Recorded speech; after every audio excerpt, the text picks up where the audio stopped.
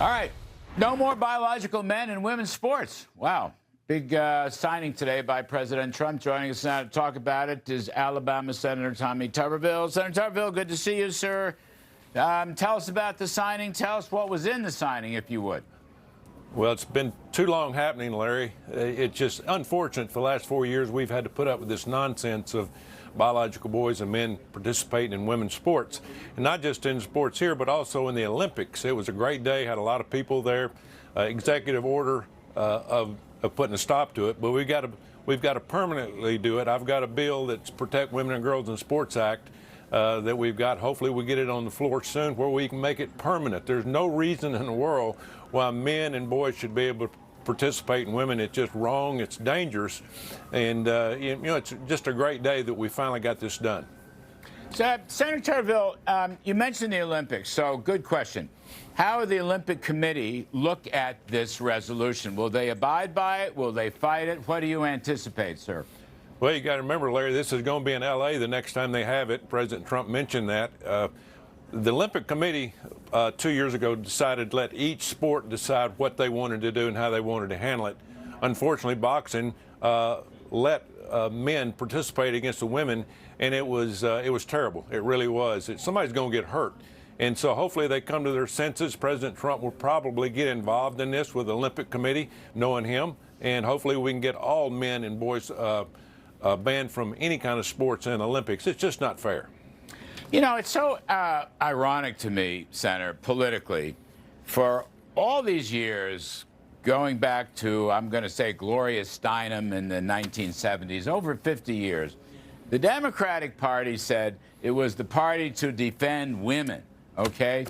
But in recent years, as you well know, with the trans movement and so forth, and biological men now being allowed to play in women's sports, et cetera, all of a sudden the Democrats are in favor of that and are wrecking women's sports and treating women athletes, female athletes, incredibly unjustly. I mean, how do you figure that? Do they see the stupidity of this whole story or not?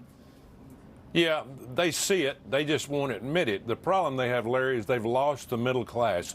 They have no support anymore. They have no voters. And so they've had to go over top with the climate change and all the nonsense at the borders with illegals, all the things that are involved in different things that the Republicans and the conservatives here in America really believe in. And so they've they've just gone off the deep end when it comes to this. And they've, again, going back to what your question was, they've lost their base. They're not going back. They've really got so far out there, Larry.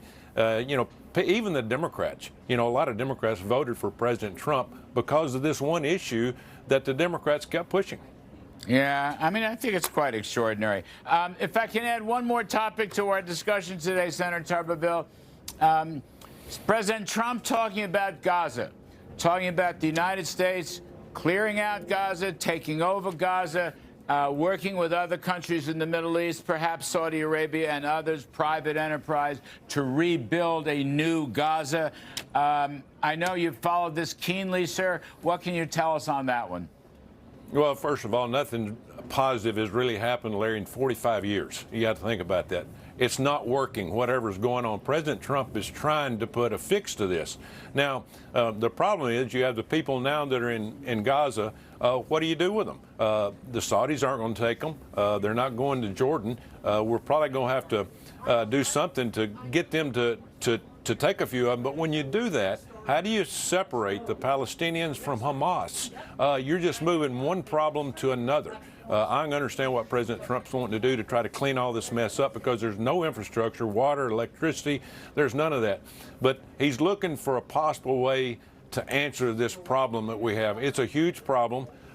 He's the only one that's come up with something different. We'll have to see if he can work through this. Steve Witkoff today talked to us at a luncheon about all this. It's a problem that President Trump's looking for some help from all the countries around there to try to get a solution to this.